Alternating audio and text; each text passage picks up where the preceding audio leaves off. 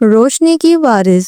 ایک زمانے کی بات ہے، ایک خوبصورت سلطنت ہوا کرتی تھی، سلطنت روشنا۔ یہ سلطنت اپنے نور، امن اور خوشیوں کے لیے مشہور تھی۔ وہاں کی شہزادی علیشہ نہ صرف حسین تھی بلکہ نیک دل، سمجھدار اور بہادر بھی تھی۔ اس کے چہرے کی مسکراہٹ سے پورا محل جگمگا اٹھتا تھا۔ لوگ اسے بہت چاہتے تھے کیونکہ وہ ہمیشہ دوسروں کی مدد کرتی تھی۔ شہزادی کے پاس ایک خاص جادوئی انگوٹھی تھی جو اس کی ماں نے دی تھی۔ کہا جاتا تھا کہ یہ انگوٹھی صرف سچائی اور نیکی کی روشنی میں چمکتی ہے۔ ایک دن شام کے وقت جب سورج غروب ہوا تو کچھ عجیب ہونے لگا۔ آسمان پر کالے بادل چھا گئے، پرندے خاموش ہو گئے اور محل کے بڑے ہال میں موجود روشنی کے چراغ ایک ایک کر کے بجھنے لگے۔ لوگ گھبرا گئے، کوئی سمجھ نہیں پا رہا تھا یہ کیا ہو رہا ہے۔ ایک لمحے میں پوری سلطنت اندھیرے میں ڈوب گئی۔ لوگ چیخنے لگے، یہ کوئی جادو ہے، روشنی ہم سے چھن گئی۔ محل کا جادوگر فوراً آیا۔ اس نے کہا یہ کوئی عام اندھیرا نہیں، یہ اندھیرے کی ملکہ مورینا کی واپسی کی نشانی ہے۔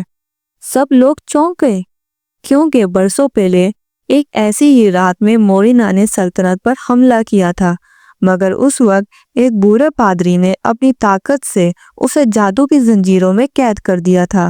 اگلے ہی پل محل کے دروازے زور سے کھل گئے، سیاہ دھواں اندر گھس آیا اور اس کے ساتھ نمودار ہوئی مورینا، آنکھوں میں لال روشنی، ہاتھوں میں بجلی کی لہریں اور اس کے پیچھے سینکڑوں سیاہ سائے، اس کی اندھیرے کی فوج۔ مورینا نے کہا یہ روشنی تم لوگوں کے قابل نہیں۔ جس دنیا نے میرے رنگ کا مذاق اڑایا اب وہ ہمیشہ کے لیے اندھیرے میں ڈوب جائے گا۔ اس سے پہلے کہ کوئی کچھ کر پاتا، مورینا نے جادوئی طوفان سے پورا محل اپنی گرفت میں لے لیا۔ سب چراغ بجھ گئے اور شہزادی علیشہ کو محل کے ایک پرانے تہہ خانے میں قید کر دیا۔ تہہ خانے میں اندھیرا چھایا ہوا تھا۔ علیشہ نے ایک دیوار کے کونے میں ایک پرانی کتاب دیکھی، اس پر دھول جمی ہوئی تھی۔ علیشہ نے کتاب کھولی، اس میں لکھی تھی مورینا کی زندگی کی سچی کہانی۔ مورینا کبھی اسی سلطنت کی رہنے والی تھی۔ وہ بچپن میں ایک عام لڑکی تھی، نہایت ذہین، مگر اس کی جلد کا رنگ کالا تھا۔ لوگ اس کا مذاق اڑاتے، کہتے وہ روشنی کی نہیں اندھیرے کی مخلوق ہے۔ لوگوں کی باتوں نے اس کے دل میں نفرت بھر دی۔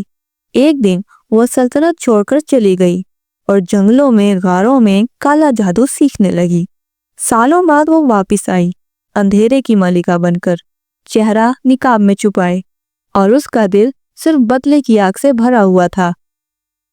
اب وہ لوٹ آئی تھی، پہلے سے زیادہ طاقتور بن کر۔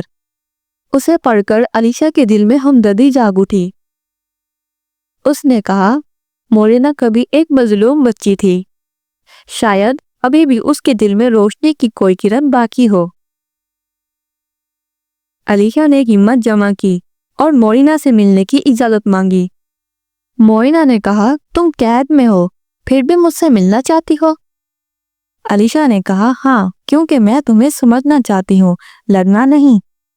جب وہ دونوں آمنے سامنے آئیں تو علیشہ نے کہا تمہیں روشنی سے نفرت نہیں، صرف درد ہے۔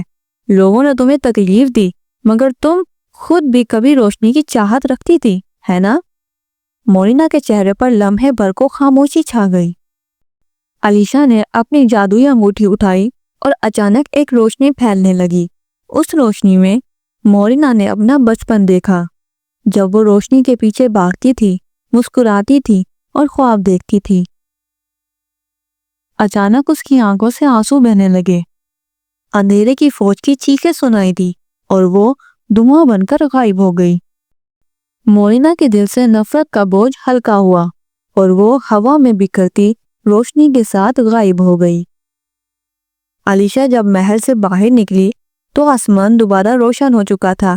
سورج کی پہلی کرن محل پر پڑ چکی تھی اور پوری سلطنت روشنا چمک اٹھی۔ لوگوں نے خوشی سے نعرے لگائے، شہزادی علیشہ زندہ باد۔